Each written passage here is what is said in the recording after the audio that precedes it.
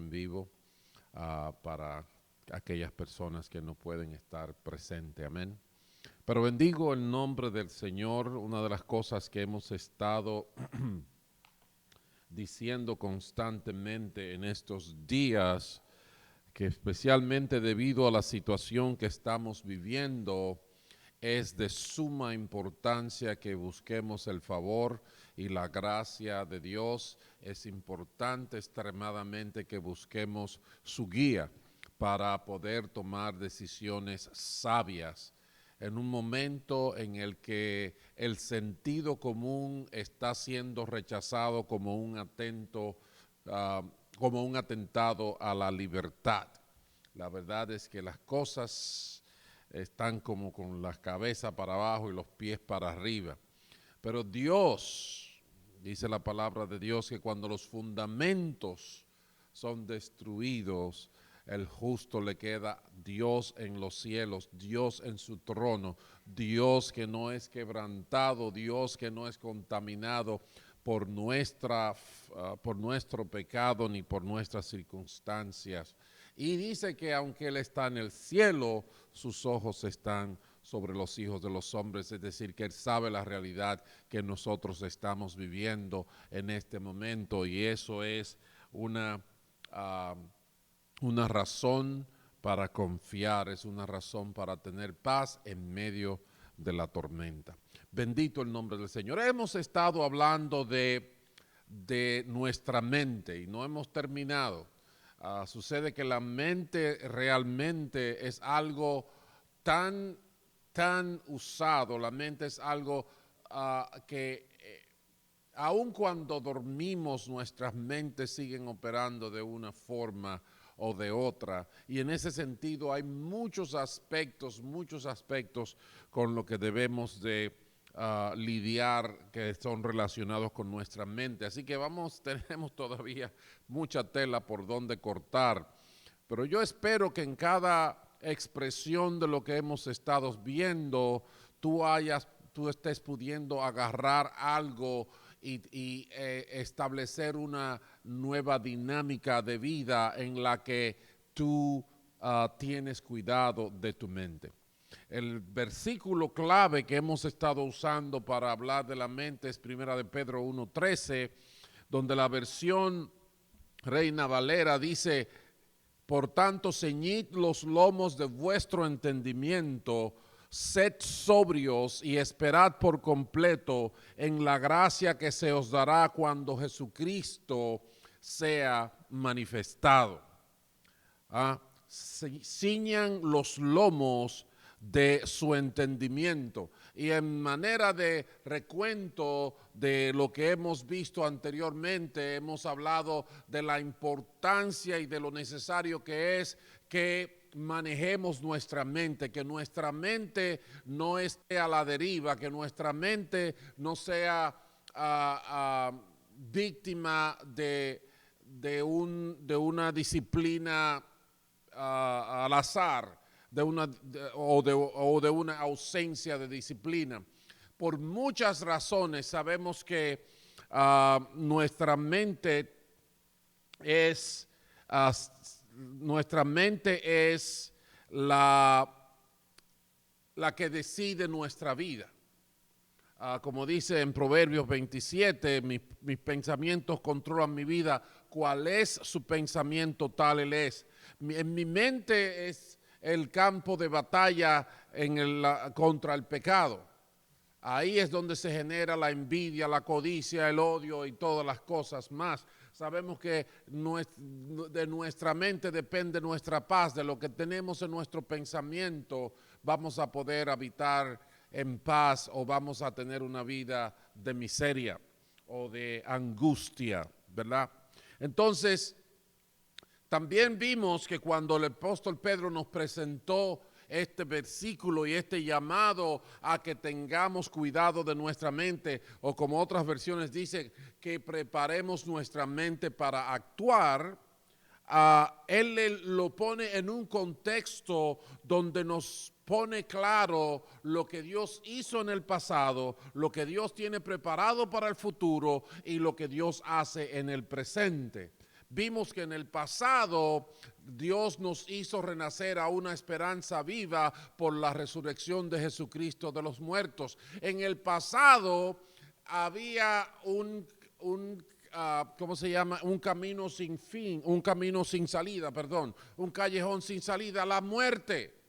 Solamente habían teorías acerca de la muerte, pero Jesucristo resucitó de entre los muertos. La luz resplandeció en la oscuridad. Ese pasado Dios nos dio victoria sobre la muerte. Tenemos que tener eso claro. Y dijo que tiene para el futuro una herencia incontaminada, inmarchitable, reservada en los cielos para nosotros que creemos en Él. Ese es el futuro. Ahora sí hay una luz al final del túnel. Ahora sí hay una esperanza de que se acabe el dolor, de que se acabe la enfermedad, de que se acabe el quebranto y la corrupción. Porque Dios tiene una promesa de vida eterna, una promesa de una vida incorruptible. Bendito sea el nombre del Señor. ¿Y qué hace Dios ahora?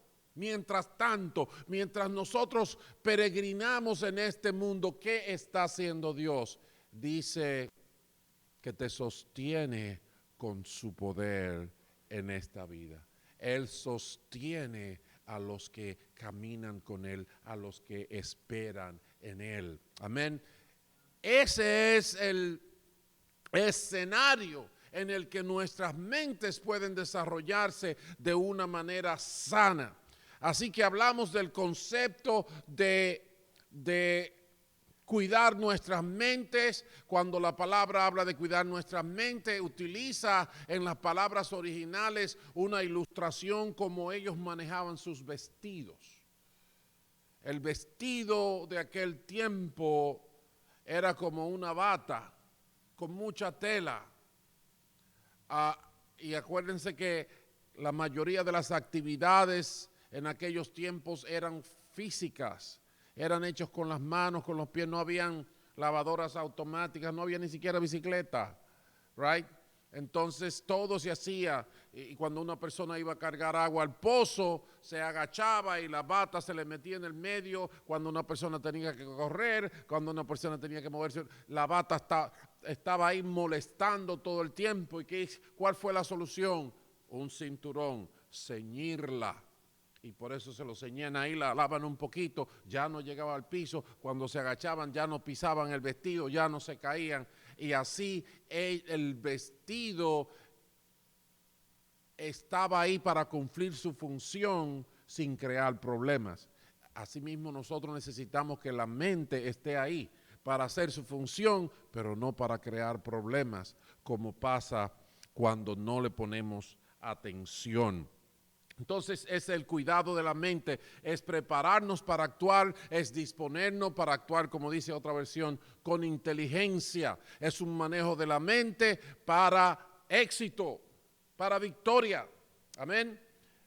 Bien, todo eso lo vimos en la vez anterior y estuvimos de acuerdo en que teníamos que tener dos cosas, una estrategia o un plan de acción con respecto a nuestra mente, como tener definida la dinámica y en ese sentido llegar a soluciones prácticas, soluciones, ejercicios en lo que uno pueda desarrollar los músculos de la mente, ¿verdad?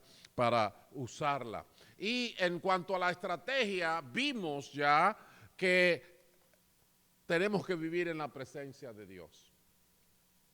Cuando vivimos en la presencia de Dios, el salmista en el Salmo 73 dice que se estaba volviendo loco porque se puso a mirar la prosperidad del impío, la prosperidad de los maleantes. Decía, pero esa gente vive bien haciendo daño y yo fajado aquí para poder lograr algo de una manera decente. Dice que casi sus pies resbalan. Hay un versículo ahí donde él dice, me puse a pensar, ¿para qué me sirve ser justo? ¿Para qué me sirve portarme bien? Si los que se portan mal tienen más que yo y parece que gozan, como que no tienen que ir a trabajar. Pero dice él, casi caí hasta que entré en el santuario de Dios. Cuando él entró a la presencia de Dios, dice, entonces comprendí. Cuando estamos delante de Dios, tenemos un cuadro claro de la realidad y de la justicia social que le preocupa a tanta gente en nuestros días. Pero cuando no estamos en la presencia de Dios, estamos en oscuridad. Creemos que es justicia social esto y en realidad estamos hiriéndonos y envenenándonos más con cosas equivocadas.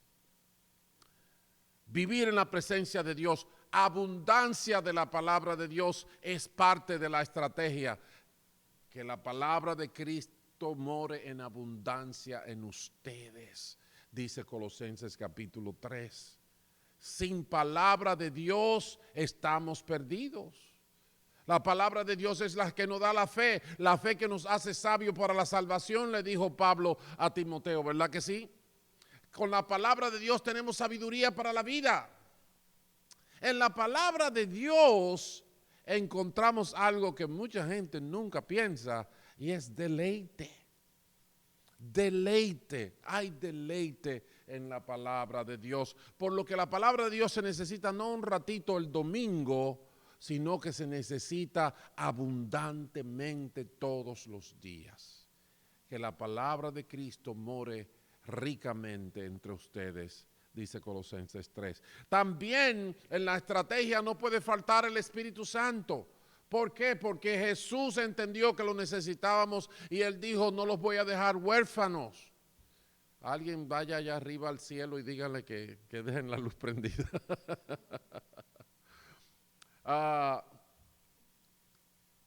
El Señor dijo que necesitábamos el Consolador, el Espíritu Santo que nos había de guiar a toda verdad. Y aleluya. Saben, la gente dicen que si Dios existe, que si Dios no existe, que si tú me lo pruebas, que si no me lo pruebas. Y Dios dice, ok, ven, si tú crees en mí, tú me vas a ver. La vida con Dios comienza por fe, pero la fe hace concreto lo que no se ve. Y el Espíritu Santo es una de esas grandes evidencias.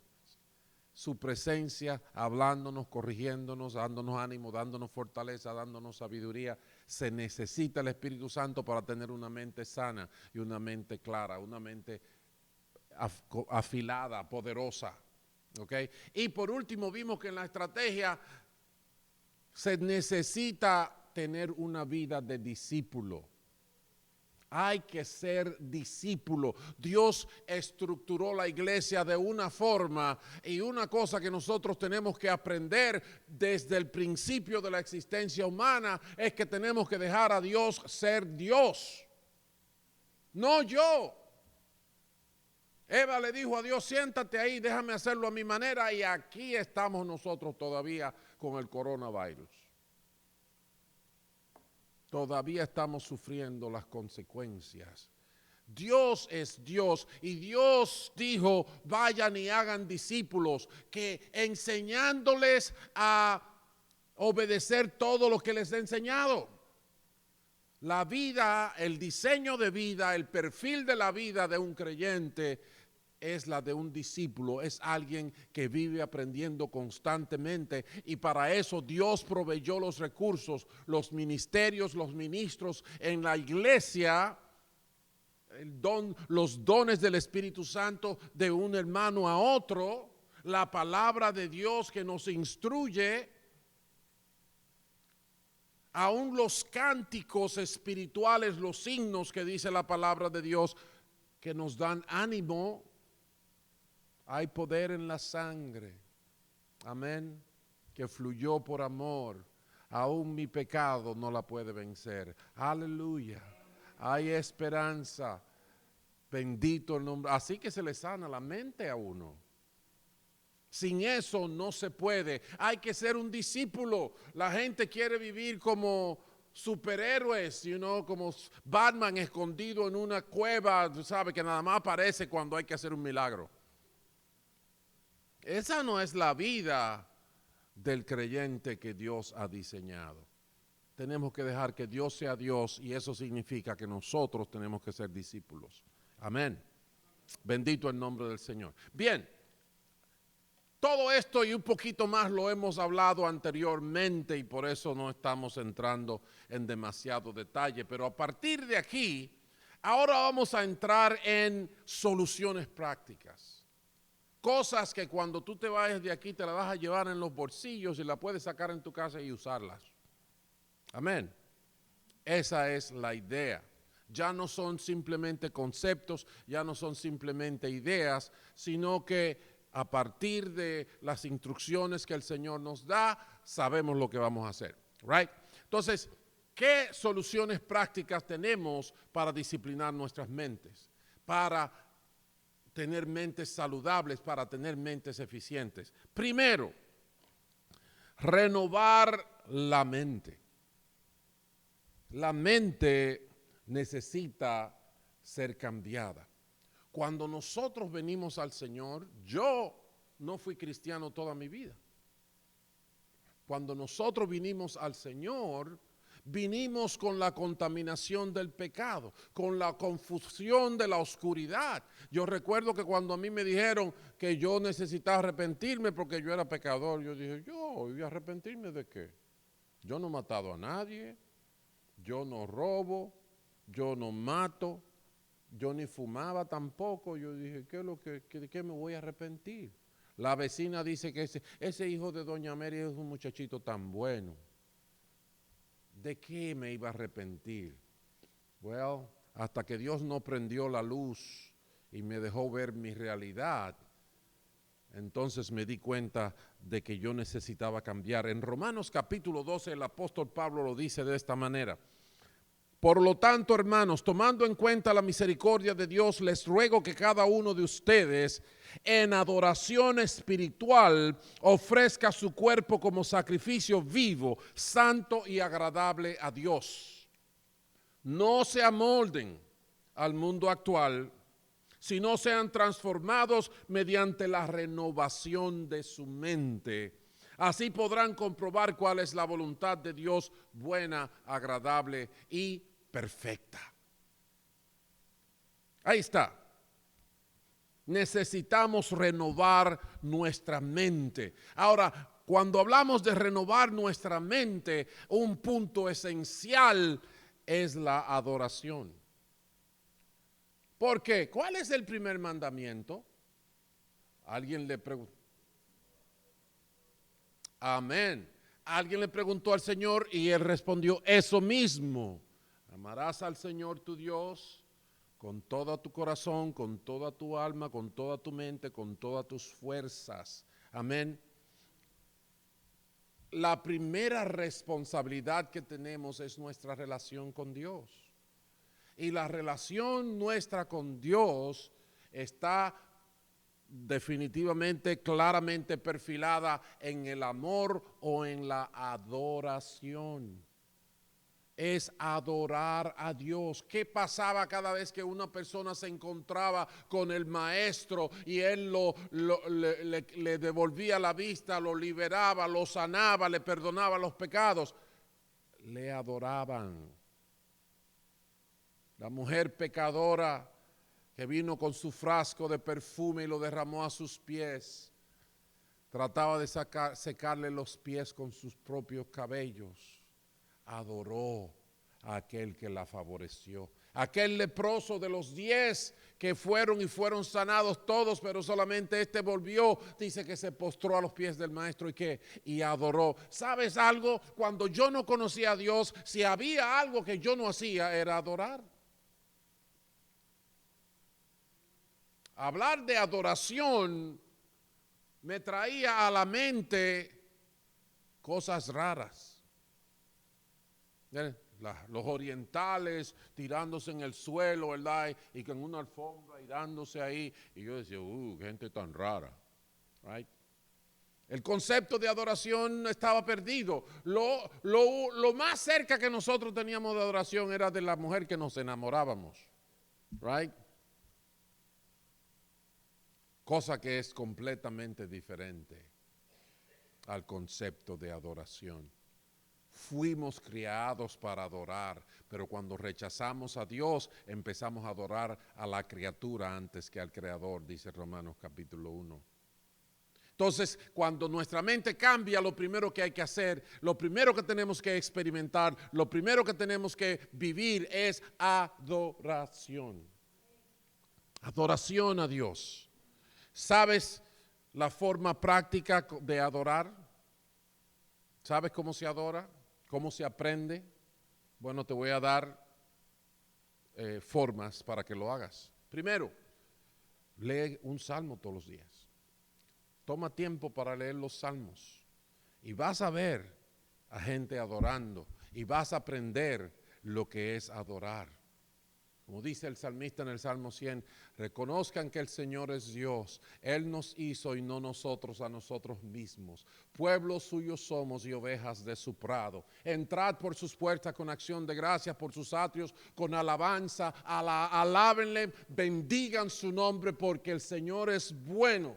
Para siempre es su misericordia y su verdad es por toda la gente. Cuando eso se te mete en la sangre, adoras a Dios con lo que eres. Le entregas a Dios y ocurre algo que era extranjero para nosotros, algo que era oscuro, algo que nosotros ni siquiera entendía cuando dice en Romanos 12, ofrezcan su cuerpo como sacrificio vivo. Eso no se entendía. Yo no sabía nada de eso. Y las únicas ofrendas de sacrificios eran bien sangrientas y bien feas. Pero Dios quiere que nosotros seamos ofrendas para Él. Dios quiere que seamos una ofrenda. Algo que le damos, le entregamos a Él para que Él disfrute de esa posesión. Pero no es mi $50 que tengo en los bolsillos, no. Él quiere al que tiene los bolsillos en el plato de la ofrenda. Amén. Sacrificio vivo, adoración es una cosa nueva. Es una mentalidad nueva. No es lo que enseña el mundo. El mundo allá afuera lo que dice es, oh, tú eres tan especial que quizás la gente tiene que venir y adorarte a ti. Es la mentalidad del mundo. Ustedes pueden confirmarlo. Lean los salmos, aprendan. Úsenlo como modelos de experiencia para alabar y adorar.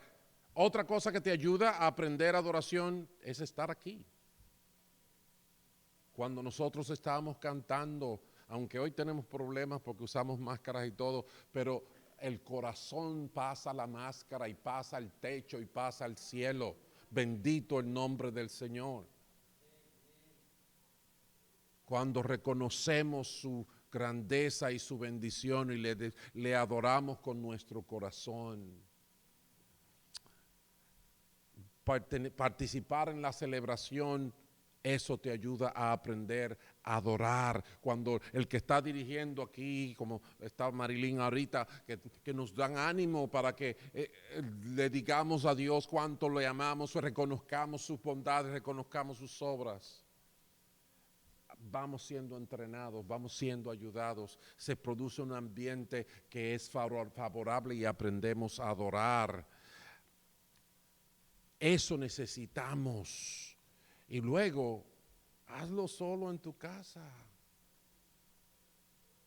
Ahí es que se goza de verdad. Ahí es que tú disfrutas, no tienes que ponerle atención a lo que los otros están haciendo, no tienes que ponerle atención al orden, a nada. Es darle tu corazón al Señor. Amén. Eso es práctico. ¿Quién no puede hacerlo? Todos podemos hacerlo. Adoración. Cambio, dice en Romanos capítulo 12, cada uno de ustedes sean transformados mediante la renovación de su mente. Es cambio. Tenemos que estar conscientes de que lo que había en mí no es bueno. Se necesita otra cosa nueva. Efesios 4:21, 4:22 Dice, con respecto a la vida que antes llevaba, se les enseñó que debían quitarse el ropaje de la vieja naturaleza, la cual está corrompida con los deseos engañosos, ser renovados en la actitud de su mente y ponerse el ropaje de la nueva naturaleza creada a imagen de Dios en verdadera justicia y santidad. Necesitamos un cambio de la forma como vemos la vida.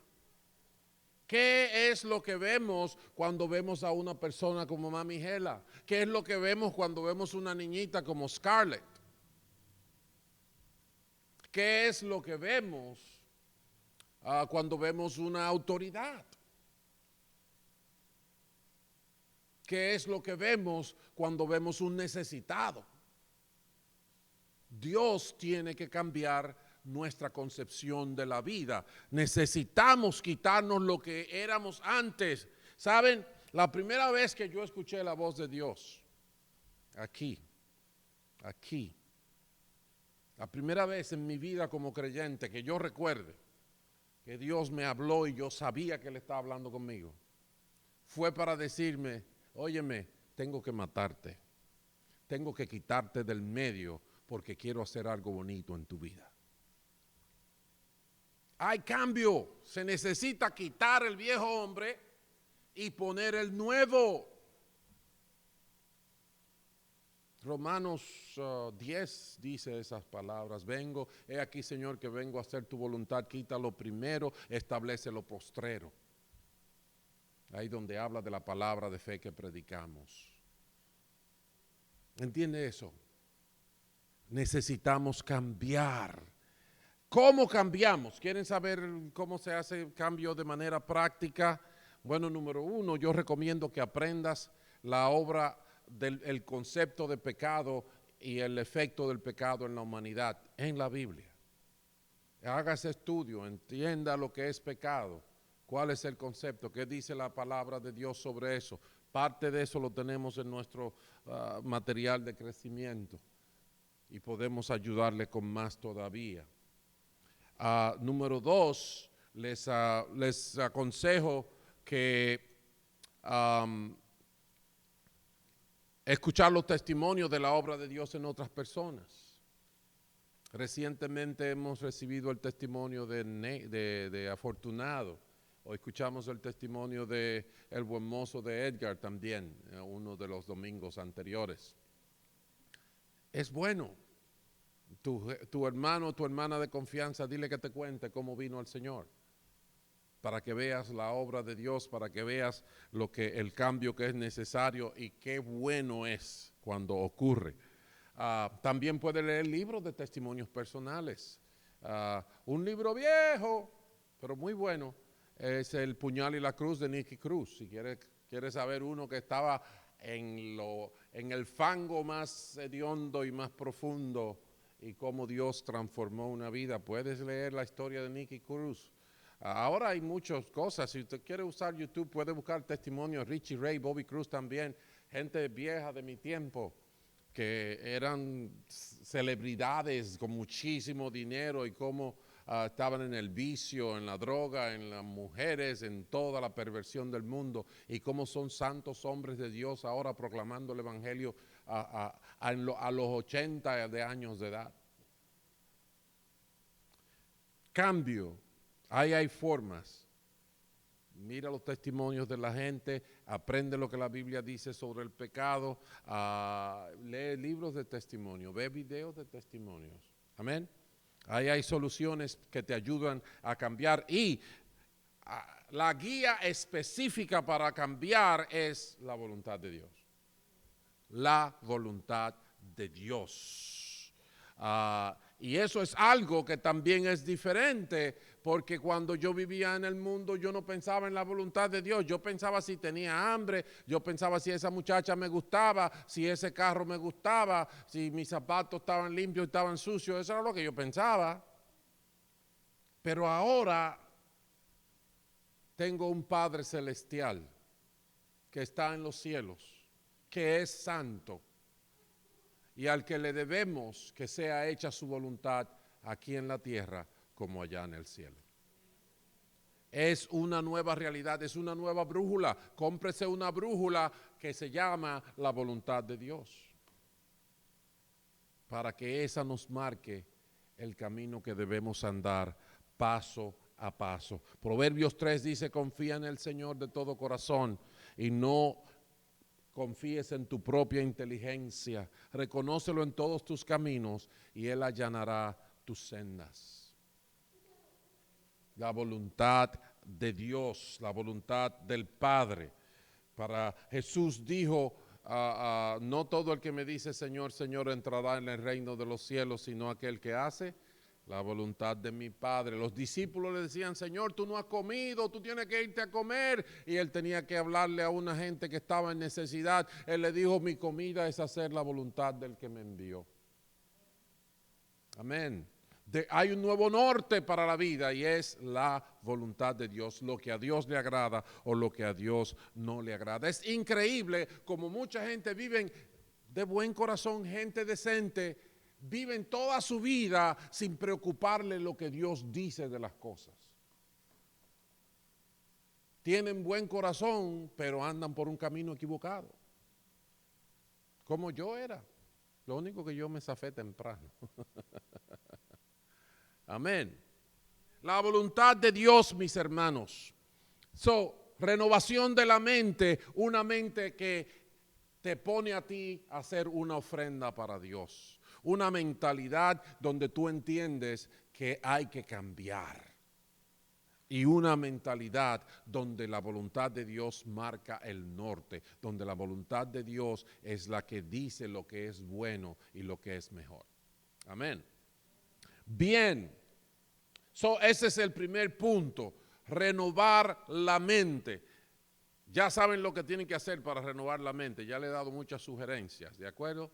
Sugerencias para aprender a adorar, sugerencias sobre el cambio y sugerencias sobre la voluntad de Dios es aprender la doctrina. En las clases aquí tenemos para que tú sepas por lo menos las doctrinas básicas y leer la Biblia todos los días. Oh sí, eso te va a ir aclarando todas las cosas. El segundo tópico es la vida de oración. La vida de oración. En Filipenses capítulo 4, versos 6 y 7 dice, no se inquieten por nada, más bien en toda ocasión con oración y ruego, presenten sus peticiones a Dios y denle gracias. Y la paz de Dios que sobrepasa todo entendimiento, cuidará sus corazones y sus pensamientos en Cristo Jesús. Tú quieres tener una mente sana, tú quieres tener una mente efectiva, una mente clara, entendida, una mente que tenga paz, necesitas practicar una vida de oración. La oración que es para mí la evidencia más fundamental de la fe. Si tú crees, tú oras. Si no crees, no oras. Simple. Pueden buscar eso luego en Lucas 18, cuando el Señor da ¿cómo se llama? La parábola de la viuda y el juez injusto. Esa viuda que iba donde el juez y le decía, hazme justicia. Y el juez decía, díganle a esa viuda que se vaya a molestar a otro. Hasta que el juez dijo, esta viuda me molesta mucho, aunque ya para que deje de molestarme, déjame resolverle su problema. Y el Señor dice, oigan lo que dice el juez injusto. Si el injusto les resuelve para salir de ella, imagínense el Dios que les ama a ustedes. Les va a responder y pronto, dijo el Señor Jesucristo. Pero, así como él termina la ilustración, él termina con una frase que por mucho tiempo yo no entendí. Porque él dijo, cuando venga el Hijo del Hombre, ¿encontrará fe en la tierra? En otras palabras, cuando no oramos es porque no tenemos fe. Y de repente yo lo entendí, oh sí, ¿verdad? Nadie va a mi casa a buscar su cheque el viernes. ¿Por qué? Porque no piensan que yo se lo voy a dar. ¿Verdad? Ninguno de ustedes van a buscar cheque a mi casa los viernes. ¿Por qué? Porque no tienen esperanza de que yo se lo voy a dar. Pero ustedes en su trabajo sí tienen esperanza. Entonces ustedes chequean la cuenta del banco para depósito directo, ¿verdad? Si nosotros tenemos esperanza de que Dios nos va a resolver, vamos donde Dios. Pero si no tenemos esperanza, Dios se queda esperando. Vida de oración. ¿Qué práctico se puede decir de eso? Bueno, la oración, aprender a orar y tener una vida de oración es como montar bicicleta. ¿Qué? ¿Que usted tiene que sentarse en un sillón? No, no tiene nada que ver con sentarse en un sillón. Lo que tiene que ver es que hasta que usted no se monte en la bicicleta, usted no aprende a montarla. No importa cuánta clase le den. Hasta que no se monte en la bicicleta, no aprende. A orar es así mismo. Las clases son buenas, pero hasta que usted no se tira a orar, no aprende a orar. Hay que sacar tiempo para orar, sacar tiempo para estar a solas con Dios. Hay que participar en los tiempos de oración de la iglesia. Cuando la iglesia organiza tiempos de oración, métase de primero. Cuando tenemos tiempo de ayuno, sea de los primeros que están ahí, pelee por donde quiera, arregle la agenda para que reciba el entrenamiento. Búscate un compañero de oración, esa es otra cosa buena. A alguien fiel, a alguien bueno, con lo que no haya problema de otro tipo, usted le dice, vamos a orar. Podemos orar por esto, por este otro propósito. Aquí lo hemos hecho en los miércoles, cuando llega una persona nueva, alguien se le sienta con ellos y dice, vamos, ven, ora conmigo. Yo te voy a enseñar, porque mucha gente dice, yo no sé orar. Ok, ven. En la iglesia se aprende a orar. Y también puedes agarrar tu Biblia y buscar las oraciones de los hombres y mujeres de Dios ahí. Tú vas a encontrar la oración del rey Salomón cuando consagró el templo. Tú vas a encontrar la oración de Ana, la mamá del profeta Samuel, cuando le pidió a Dios por su hijo. Tú vas a encontrar las oraciones de tanta gente. De Daniel, tú vas a encontrar las oraciones del mismo Señor Jesucristo en Juan capítulo 17. Tú vas a encontrar las oraciones de la iglesia en el libro de los Hechos capítulo 4, donde ellos oran después que Pedro y lo soltaron porque lo habían apresado y lo azotaron y todo. Tú ves todas esas oraciones. En Mateo 6 tú ves cuando el Señor dice cómo se debe orar. Pero te vas a dar cuenta que el Señor no enseñó a que tú repitieras esa oración todas las veces que iba a orar, como alguna gente piensa. Porque cuando tú ves la oración de Jesús en Juan 17, Él no dijo ninguna de las palabras que están ahí, como están ahí. Cuando tú ves la oración de la iglesia, tú no ves que repiten esa oración. Tiene el sentido, tiene la dirección, tiene la misma orientación, pero son oraciones específicas y sencillas. Amén. Así que se puede aprender a orar y necesitamos eso para nuestras mentes, necesitamos una vida de oración para que la paz de Dios, que sobrepasa cualquier problema mental, te sostenga. Amén. Algo muy parecido, pero que para nosotros a veces nos sabe a chino, como que se está hablando en chino, es la meditación. Nos hemos convertido en gente de acción y estamos muy orgullosos por ser gente de acción, pero a veces se nos olvida que una buena acción viene como resultado de una buena decisión. Y para usted tomar una buena decisión, usted tiene que pensar bien. La meditación es un ejercicio que de repente pareciera que es una práctica oriental, de todas esas otras religiones, porque ellos la hacen. Bueno, los musulmanes hasta te suenan por la bocina, y entonces usted oye, right? Pero a nosotros nos parecía raro porque no teníamos una vida de oración. Pero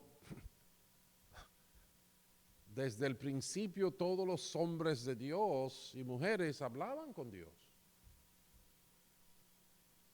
Desde el principio que el pueblo se organizó y se organizó la adoración, una cosa que no faltaba en todo ritual era la oración.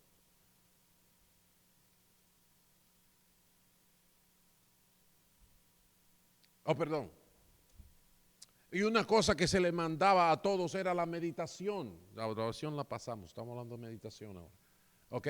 La meditación.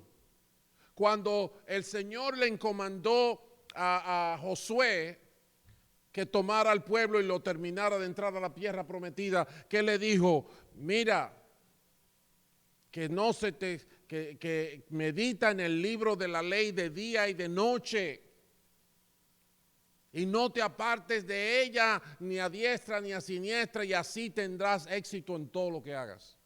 El Salmo 1, versos 1 y 2 dice, dichoso el hombre que no sigue el consejo de los malvados, ni se detiene en la senda de los pecadores, ni cultiva la amistad de los blasfemos, sino que en la ley del Señor se deleita y día y noche medita en ella. Día y noche. Vámonos a lo práctico, porque el reloj no se me paró. Yo le dije, aguántate ahí, que voy. No, siguió caminando. Dice que debemos meditar uno en nuestros caminos. ¿Recuerdan Lamentaciones capítulo 3? Escudriñemos nuestros caminos y volvamos a Jehová. ¿Recuerdan eso? Hagamos un examen de conciencia, dice la versión más reciente de Lamentaciones 3:30. Tenemos que meditar sobre nuestros propios caminos. ¿Qué hemos hecho? ¿Qué no hemos hecho? La ley de Dios, tenemos que meditar en la ley de Dios. Dios le dijo a Josué, el Salmo 119 te lo recomienda 119 veces. Es una forma de decirlo, muchas veces. Las obras de Dios, el Salmo 143, el salmista dice, meditaba en las obras de Dios y por eso eventualmente extendí mis manos a ti. ¿Sabes? Cuando meditamos en las obras de Dios, el corazón se nos vuelve hacia Dios. ¿Entienden eso? Cuando recordamos cuando Él abrió el mar rojo, cuando recordamos cómo les dio agua de la peña, cuando recordamos cuando le mandó aves para que comieran y pudieran morder carne, cuando recordamos cómo los entró a la tierra prometida y derribó las murallas de Jericó, nuestros ojos se vuelven al Señor. Alzaré mis ojos a los montes, ¿de dónde vendrá mi socorro? Mi socorro viene de Jehová, el que hizo los cielos y la tierra y todas esas otras cosas más. Bendito su nombre por siempre. Medita. Meditemos nuestros propios caminos, meditemos la palabra de Dios, meditemos las obras de Dios. Otra necesidad importante para nuestra mente es planificar. Janine trabajaba antes, yo no sé ahora bien si es así también, pero era la planificadora. Le entregaban una actividad y ella tenía que hacer todos los planes, a quién le compro, a quién le vendo, cómo lo acomodo, quién lo va a atender, era así, ¿verdad que sí? Las cosas se necesitan planificar. La palabra de Dios dice, los planes bien pensados, pura ganancia. Los planes apresurados, puro fracaso. Proverbios 21:5. Planes bien pensados, ahí hay posibilidades, ahí se gana. No hay planes, nos tiramos de cabeza por el asunto, ahí viene el problema. También dice, ¿qué rey al marchar a la guerra contra otro rey no se sienta primero y considera sentarse antes de la acción? Eso es planificar. Poner 1, voy a la puerta, 2, la toco, 3, entro. Tenemos que hacer planes. ¿Cuándo me voy de vacaciones? ¿Cuándo, si mi hijo tiene una enfermedad, cuándo hago la cita en el médico? ¿Cuándo hago esto? Hay que planificar. Si tengo un propósito en el Señor, ¿cuándo voy a visitar a esa persona? ¿Cuándo voy a orar por ella? ¿Qué se necesita para planificar o qué cosas son recomendaciones prácticas? Bueno, tenga retiros personales, donde usted se retira por mediodía, por un día entero, como usted quiera, y ahí llévese un lápiz y papel y después que usted lea la Biblia, después que ore y le cante al Señor 3 canciones, usted solito ahí, usted empieza a escribir, ok, ¿De qué voy a presentar al Señor hoy? ¿En qué voy a planificar? Es el tema, lo pongo ahí arriba y después pongo cuáles son los primeros, ¿qué quiero conseguir con eso? Uno, esto, número dos, tres, cuatro, esto. ¿Cuáles son los principales obstáculos? Número uno, esto. ¿Cuáles son los recursos que hay? ¿Con quién puedo hacer esto? Ok, ¿qué voy a hacer primero? Acción, primero, preparar pelar los plátanos. Segundo, calentar el agua. Tercero, echarlo, esperar, etcétera. Eso es. Retiros personales, tiempos de ayuno son buenos para planificar. ¿Por qué? Porque estoy en la presencia de Dios, es donde se ven las cosas claras. Amén. Reuniones de familia, reúntese con su familia y decidan lo que quieren. Todo eso es para una mente clara, una mente precisa, donde hay respuestas para los porqués. ¿Estás haciendo esto? No porque me gusta, no, es porque hablamos, porque vi que eso conviene más que aquello. Amén. Una mente poderosa es una mente que planifica. Recuerda, los planes bien pensados, hay ganancia. Y lo último de lo que quiero hablarles el día de hoy es de esperar. Dejé lo más difícil para lo último, parece, ¿verdad? Esperar. Eso es algo que necesitamos aprender, necesitamos lograr que nuestras mentes se calmen, se tranquilicen, se asienten, de tal manera que no actuemos antes de tiempo y podamos enfocar claramente lo que necesitamos y poner nuestra esperanza en las manos de Dios.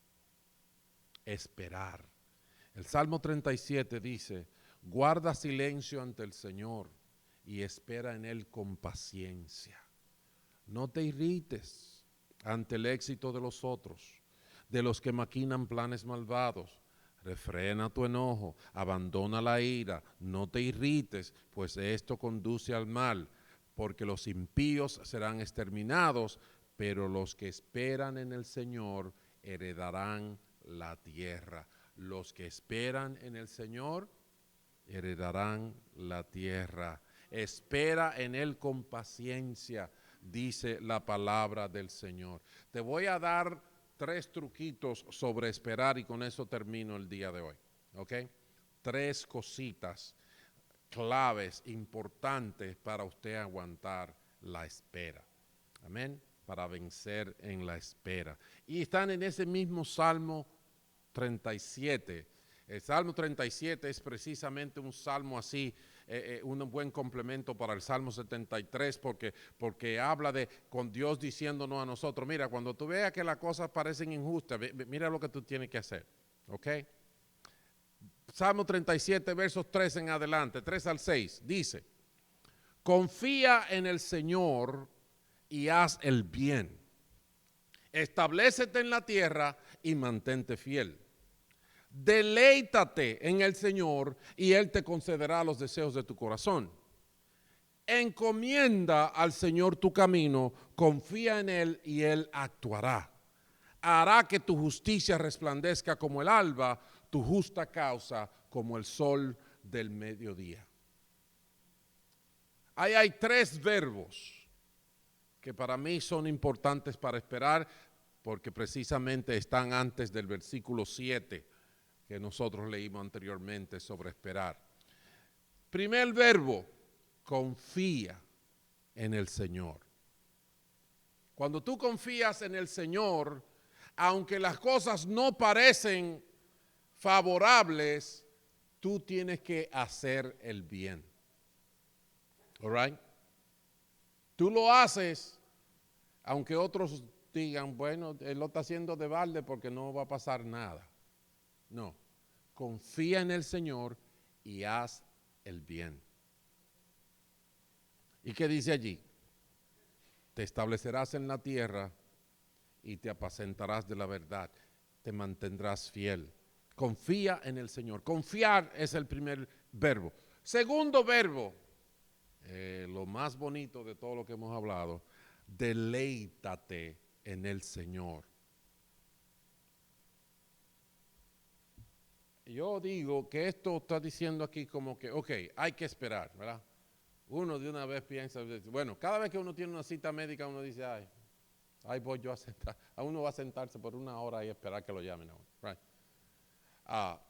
Pero fíjate, esto es como esperar ahora, en el tiempo de calor, metido en una piscinita, en una sombrita abajo de una matica, con un hamburguito bien jugosito al lado, así, con un juguito de ¿cómo se llama? De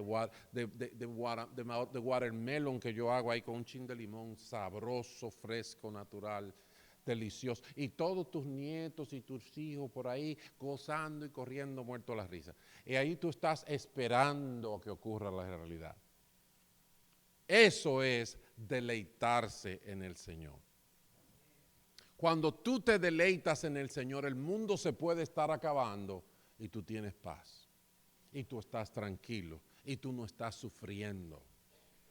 Déjenme decirle, tener la responsabilidad de un padre de familia, tener la responsabilidad de un pastor en los días que estamos viviendo, esto es para jondearse de cualquier barranca que usted encuentre. Demasiada responsabilidad con demasiada incertidumbre, con demasiado desconocimiento. Esto no es fácil. Y cada vez que hablo con una gente que tiene un puesto de responsabilidad de cualquier tipo, lo mismito, no hay que discutir nada. Así mismo dicen, yo no sé qué voy a hacer. Pero ¿saben qué? Los que esperan en Jehová, nuevas fuerzas tendrán, volarán con poder como águilas, correrán sin desmayarse, andarán sin fatigarse. Así que pídele a Dios que te enseñe a esperar en Él. Hay deleite en la presencia de Dios. El mundo se puede estar acabando. Podemos tener paz en medio de la tormenta. ¿Ustedes se acuerdan el Señor que el bote casi se hunde y Él estaba durmiendo ahí en una esquina del barco? Que los discípulos le faltaron hasta respeto. ¿Se acuerdan de eso? Pero Señor, no te da cuidado que nos vamos a ahogar. Y el Señor dice, ¿qué? Ok. Viento, agua, ya. ¿Qué fue lo que tú dijiste? Right? Tenemos que aprender a esperar en Dios. Pero eso es algo en que tú tienes que envolverte de manera tal que llegues al punto de deleitarte en la presencia de Dios y que el calor o el frío, la bulla o el silencio no te molesten. Y déjame decirte, se logra. Eso se puede y porque Dios lo hace que se pueda. Bendito sea su nombre para siempre. Entonces, mis hermanos, les he enseñado, bueno, para esperar, ahí tienen los 3 puntos. Confiar, deleitarse y encomendar a Dios tu camino. ¿Qué significa eso? Hazlo en la forma de Dios. Pónselo delante a Dios. Utiliza los recursos que Dios dice que hay que utilizar para eso. Entonces, para esperar, búscate un buen asiento. ¿Ok? Búscate un buen asiento, un buen rinconcito en tu casa para esperar en Dios. Descárgate, ve delante de Dios y dile, ya yo hice lo que tenía que hacer, Señor, ahora confío en ti. Amén. Vamos a orar. Señor, bendito seas. Santo tú eres, no hay nadie como tú. Para siempre es tu misericordia. Y dichosos son aquellos que ponen en ti su confianza. Dichosos son aquellos, Señor, cuyo ayudador es el Dios de Jacob y cuya esperanza está en el Señor su Dios, creador del cielo y de la tierra. Santo eres. Señor, te pedimos que nos des victoria Señor, contra las dificultades y los retos de nuestra mente. Nos encomendamos a ti en todas estas cosas y pedimos que nos des éxito para la gloria y la honra de tu nombre. En el nombre de Jesús lo pedimos. Amén y amén. Dios me los bendiga, mis hermanos. Yo espero que se hayan metido muchas cosas en los bolsillos para cuando lleguen a casa las saquen una por una y empiecen a practicar. Amén. Voy a pedir a los hermanos que vengan y vamos a cantar nuestro último cántico para ofrecer nuestras ofrendas.